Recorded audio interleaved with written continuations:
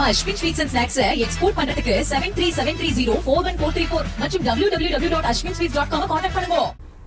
திருவள்ளூர் அருகே கொசஸ்தலை ஆற்றில் ஏற்பட்ட வெள்ளப்பெருக்கால் எல்லப்ப நாயுடுபேட்டை புதூர் இடையிலான தரைப்பாலம் மூழ்கியதால் 4 கிராமங்களுக்கு போக்குவரத்து துண்டிக்கப்பட்டிருக்கிறது. விவரங்களை தர இருக்கிறார் செய்தியாளர் பிரபு. விவரங்களை வழங்கலாம்.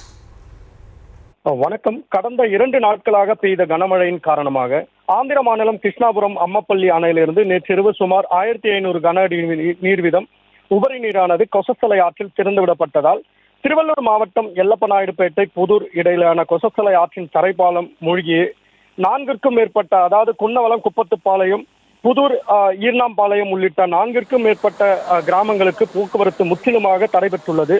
மேலும் அந்த 4 கிராமத்தில் உள்ள 1500 குடியிருப்புகளில் வசிக்கும் மக்கள் ஆற்றை கடக்க முடியாமல் 10 கிலோமீட்டர் தூரம் தொலைவில் உள்ள திருவள்ளூர் கனகமச்சத்திரம் பகுதிக்கு செல்ல முடியாமல் ஒரு அவல நிலையானது ஏற்பட்டு வருகிறது. ஆண்டுதோறும் பருவமழை காலங்களில் சுமார் 3 மாதங்கள் வரையும் அந்த பாலத்தில் வெள்ள நீர் செல்வதால் அந்த கிராம மக்கள் பெருமளவு பாதிக்கப்பட்டுள்ளனர். இதனையடுத்து அவர்களுக்கு தரைப்பாலத்திற்கு பதிலே மேம்பாலம் கட்டித்தர வேண்டும் எனவும் அந்த பகுதி மக்கள் கோரிக்கை வைத்துள்ள நிலையில் போலீசார் அந்த பகுதியில் போடப்பட்டு பாதுகாப்பு பணியில் ஈடுபடுத்தப்பட்டுள்ளனர். மேலும் பொதுப்பணித்துறை சார்பிலும் எச்சரிக்கை பலகையானது வைக்கப்பட்டுள்ளது.